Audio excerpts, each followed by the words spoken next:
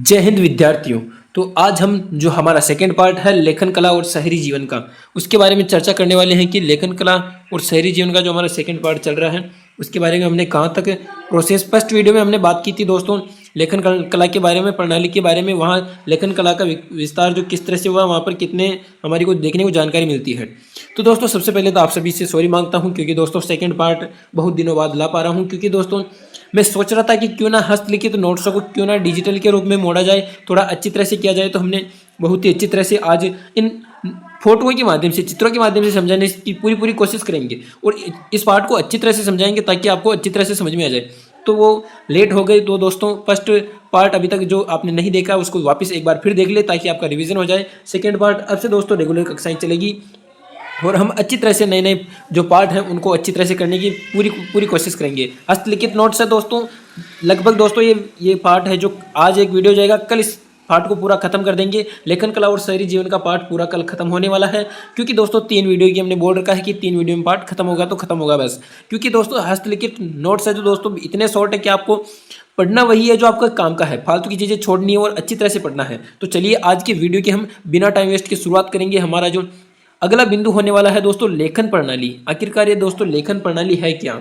तो दोस्तों लेखन प्रणाली, वहाँ की प्रणाली किस तरह से थी, जो दोस्तों वहाँ की ध्वनि थी, हमारे दोस्तों उच्चारण बोलने जो हम बोल रहे हैं वो ध्वनि है, वो दोस्तों किलाक्षर चिन्ह है उनका प्रयोग करते थे। यानी कि दोस्तों चिन्हों में प्रयोग करते थे तो कोई अकेला स्वर या व्यंजन नहीं रखते थे, यानी कि दोस्तों सामूहिक रूप से वहाँ पर होता था। जिस तरह से इस फोटो के माध्यम से देख सकते हो कि किस तरह से वहाँ की लेखन व्यवस्था अच्छी और दोस्तों वहाँ की प्रणाली किस तरह से थी। फोटो के माध्यम से आपको समझने का प्रयास करना है दोस्तों, बहुत ही अच्छी तरह से समझ में आएगा।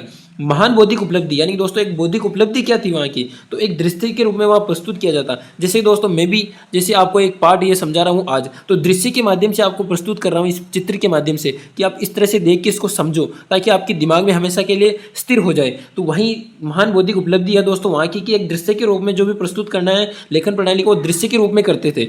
वहाँ की प्रणाली इस तरह से थी। तो हम अगली स्लाइड पर चलते हैं। हमारी अगली स्लाइड है दोस्तों, ये देखिए। तो हम देखते हैं कि साक्षरता, यानी दोस्तों लेखन प्रणाली के बारे में तो हमने बात कर ली कि वहाँ पर किस तरह से विस्तार हुआ, किस तरह से वो हुआ, और साक्षरता के बारे में बात करते हैं। वहाँ के साक्षर कैसे लोग किस तरह से साक्षर थे, किस तरह से अपनी लेखन प्रणाली को आगे बढ़ाते थे। तो मेसोपोटामिया का जो देश है दोस्तों, जो वहाँ का एरिया है, उसमें दोस्तों जो लोग बाग थे वो दोस्तों बहुत ही कम पढ़े लिखे थे। इतनी साक्षरता वहाँ पर विकसित नहीं हुई दोस्तों, क्योंकि दोस्तों बहुत सिकड़ी हुई साक्षरता थी, ज़्यादा व्यापक रूप नहीं था साक्षरता का। तो दोस्तों कम पढ़े लिखे लोग वहाँ पर उपस्थित थे। तो आपको एक समझाना चाहूँगा कि दोस्तों काव्य और महाकाव्य 2 चीज़ें होती हैं। आखिरकार एक काव्य क्या है और दोस्तों महाकाव्य क्या है।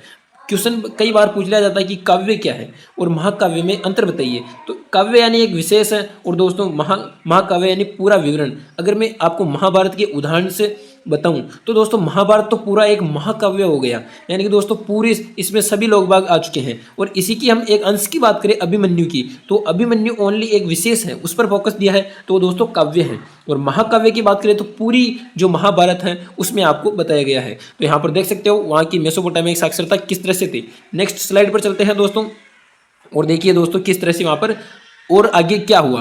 तो हम हमारे जो अगला बिंदु है उसको देखिए दोस्तों, लेखन कला का प्रयोग वो दोस्तों किस तरह से करते थे, वहाँ पर किस तरह से लेखन कला का विकास हुआ।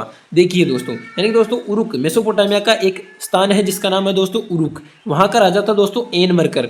और ये जो हमारे को उरुक और एनमरकर के बारे में जो जानकारी मिलती है वो मिलती है दोस्तों सुमेरियन महाकाव्य। मैंने आपको बता दिया है दोस्तों सुमेरियन महाकाव्य, यानी दोस्तों महाकाव्य क्या है, पूरा एक ग्रंथ है। और इसी सुमेरियन में हम एनमरकर की बात करें तो ये दोस्तों क्या है, एक काव्य है।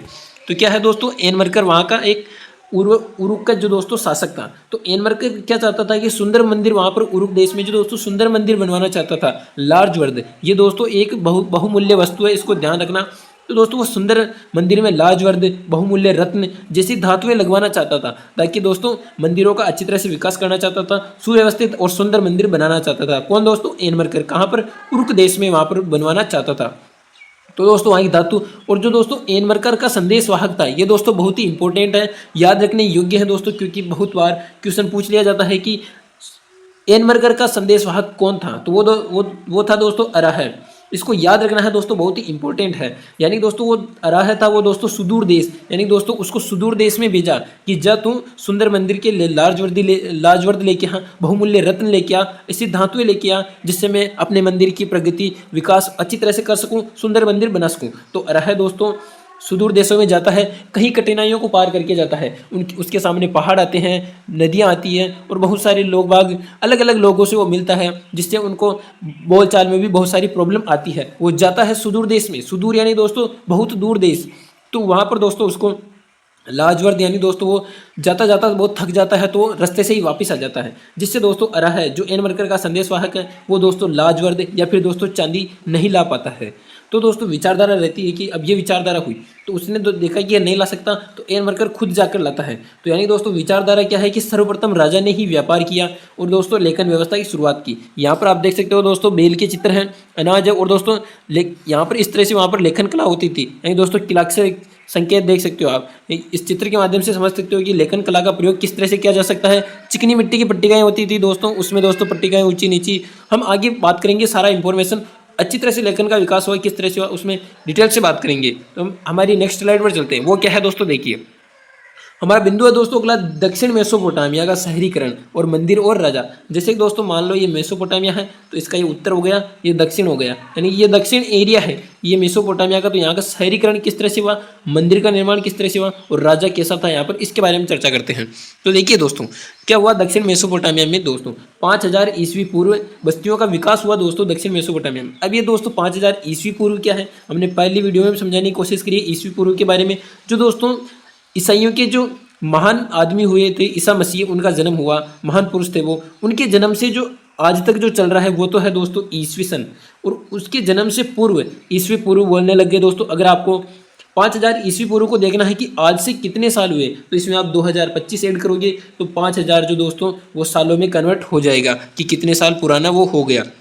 तो क्या हुआ दोस्तों दक्षिण मेसोपोटामिया में 5000 ईस्वी पूर्व में दोस्तों शहर बस्तियों का विकास हुआ। अब बस्तियां विकसित किस तरह से हुई, एक तो दोस्तों मंदिर के चारों ओर, जैसे मंदिर है इसके चारों ओर बस्तियां रहने लग गई, तो जिससे दोस्तों मंदिर के चारों ओर दोस्तों बस्तियां और विकसित होती गई। व्यापार के दोस्तों केंद्रों के रूप में बस्तियां हुई, जैसे दोस्तों कोई व्यापारिक केंद्र है उसके चारों तरफ बस्तियां स्थापित हो गई ताकि व्यापार अच्छी तरह से हो। शेष जो रहे दोस्तों शाही शहर, यानी दोस्तों अच्छे शहरों में अच्छी जहाँ पर सारी सुविधा थी वहाँ पर बस्तियां स्थापित होने लग गए, जिससे दोस्तों शहरीकरण और आगे बढ़ता गया।